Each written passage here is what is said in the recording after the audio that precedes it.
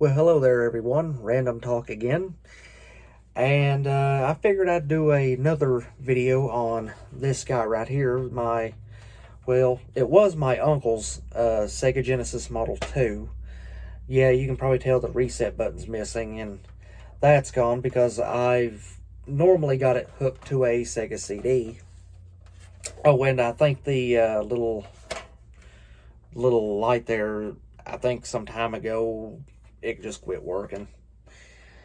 Yeah, I do also, for whatever reason, I had the screws took out so that way I could just tinker around with it, and I've since lost them. But yeah, get back on there. Just real quick, like, it released no, my mistake, August 14th, 1989, and you probably just heard my computer bing. My uncle bought this. This was a replacement one that he had bought. The original one, I think it had something to do with the power light. I think he just exchanged it for a new one. But anyway, this was the model that came bundled with Sonic 2. This was the same one that, if you watch my NES video, I'm talking like how I said that me and him would stay up through the night, and we would play Genesis after he got it. Well, this is the Genesis, the very same one, and last I plugged it in, it still worked. Quick little memory thing I have about Sonic 2. Now, this was whenever him and my grandma were still living with her mom, my great-grandmother. We had beaten Sonic 2, and I think it took me like an hour or two to get to sleep because, for whatever reason, in my mind, I kept thinking that Robotnik was going to, yeah, that's the American name, Robotnik, was going to burst through the wall with his giant mech, the final boss of Sonic 2. I don't know why I thought that. I just did. But then again, I was let's see, probably 6 or 7, somewhere around in there, because I think it might have been in 93 or 94. I don't think Sonic 3 had been released yet. I don't think so. But anyway, after him and my grandma moved out to a different house, there was one night we had rented Sonic 3. There's 2 stories to that game. One I cannot share. Trust me when I say I cannot share it, I mean I cannot share it. And the other one, in Carnival Night Zone, I forget what they're called, those rotating cylinders, that one part, I think it's Act 2, where you gotta get Sonic on it. While he's spinning, you gotta press up and down to make the barrel go up and down. We did not know that. We never did beat that game. The other game we had rented, not that same night, it was a different night, was Sonic and Knuckles. Now, this one here I had to write down just in case I forgot it.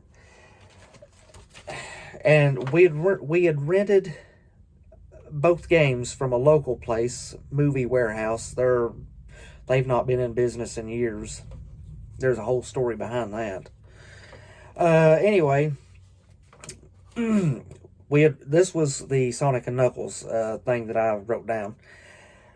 Whenever we would select Knuckles, we couldn't get him to do anything besides move left and right. Now, for whatever reason, Sonic worked just fine. But it turns out, and this took us quite a while to figure out, was that the controller had not been plugged in completely. There was no solid connection. Apparently just enough for Sonic to work, but not Knuckles. Now, see, I remember sometime later, I remember seeing pictures of Model 1 Genesis, like this, but it goes out to try to do this better. It came out to like here, and it had an audio jack on the front and its own volume slider. And I wanted one real bad, and I finally did get one.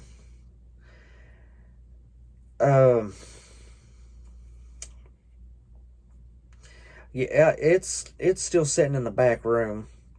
I've tried to find a Model 1 Sega CD attachment. No luck there. They're either way too pricey for me, or they're just not available. So I did get a Model 2 CD attachment. Like I said, I usually have this attached to because the cover's gone.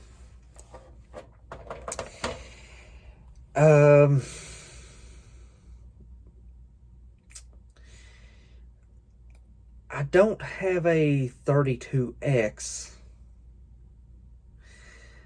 and quite frankly, the only game on it I would want to play would be Knuckles Chaotix, but it's not like a strong urge to play it. Far from it.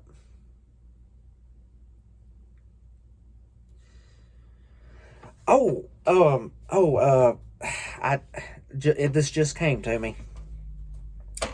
This had been, probably, it definitely would have been 2012. I might have graduated high school by then, maybe, which that would have been in 2007. So, okay, I'm just going to say between 2007 and, let's say, 2010. I'd been talking to my uncle about trying to find this Genesis, and he had an idea of where it was, but he wasn't sure. And this would have been, I don't know, Christmas, I guess. And we just got done eating, all the gifts were exchanged, and I told him, I said, well, let's just go down there and try and find it. I think we looked maybe half an hour, and it was in a rough location of where he said it was, which would have been under a stairwell in the same room as a water heater. Now, you take a console that's been near a water heater for, I don't know, I'm gonna say over 10 years, because I think by the time the PlayStation came out and he got that, he just put it up. The fact that this thing still works, and popping it open, I see no corrosion. There's no corrosion on the board at all. Probably because it was, completely sealed, but, water has a way. But yeah, there's no pitting, no corrosion. Okay, get back on there. There we go. But yeah, I mean, he couldn't ever find his copy of Sonic 2. Otherwise, I'd have had the ones that the game that was shipped with it, with this console. I had to buy my own copy of Sonic 2, but yeah, a lot of great memories with this console. I'm pretty sure there's a lot I'm not even remembering. Probably because I it wasn't in my own house, Well, I guess while we're here, we go over some facts, maybe. Let's see.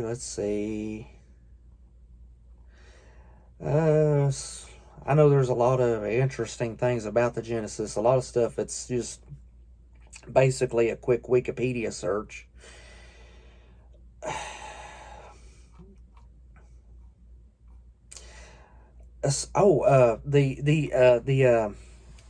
If I'm not mistaken, I think I do know before Sonic the Hedgehog, the pack-in game would have been Altered Beast. I can't remember if there was if there was an Alex Kidd game. I I don't know. The president of America, or president of Sega America, what was his name? I know I've looked it up before. Tom Kalinske, I think. And I could be totally wrong about that. Let's see. Quick search find. President. Is this gonna? Oh, that ain't saying. But anyway, yeah, I think Tom Kalinske. I could be wrong. Whenever he had went to Japan, I forget the exact details, but he basically told him, we not only should we drop the price of the, I don't think it was this one, I think it was the Model 1, we should pack in Sonic the Hedgehog. Now, to Sega of Japan, I think that was not something they're used to doing, but from what I've heard tell, I think there's different variations to it, but the one that stands out to me was, we put you in this position to sell Genesis and to sell Sonic. Make it happen, something like that. So whenever you come back to America, made the changes, price cut, I think it was $50, and Sonic packed in. Well, I guess you could say an overnight sensation. I guess you could say that. Let's see, I'm trying to think if there was any more memories I have of this thing. Off the top of my head, I can't say I do. Oh. I'm pretty sure by now it's talked about. This ain't a memory. This is just something I seen on the thing here. For those of you who don't know, and I'm pretty sure there's a lot, I think the Model 2 had a way to where you didn't need I forget what it was called. Oh, the power base converter. I know in the Model 1 you had to have it. I think in the Genesis you just had to have some type of like I don't know, pin converter. I don't know. But yes, so I'll just be talking like the Model 1.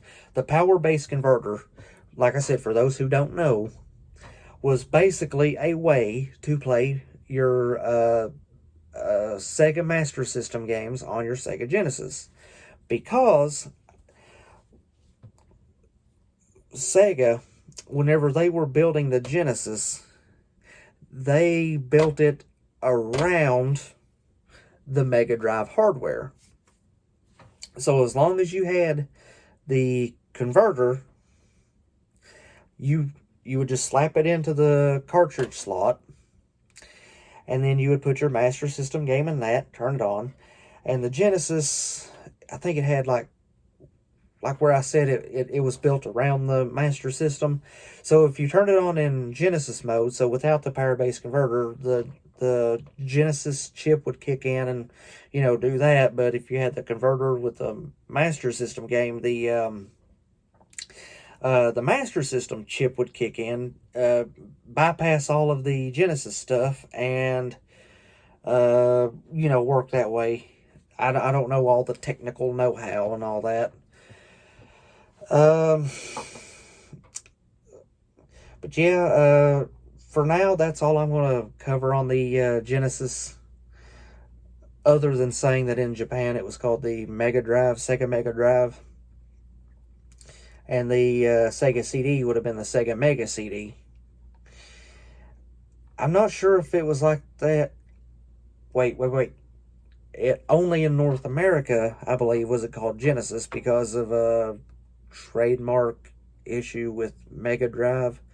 But I think in PAL and Japan, it was Mega Drive. And a quick note, this console, when it was shipped, came with the 3-button controller, not the 6. I don't think the 6 was out yet.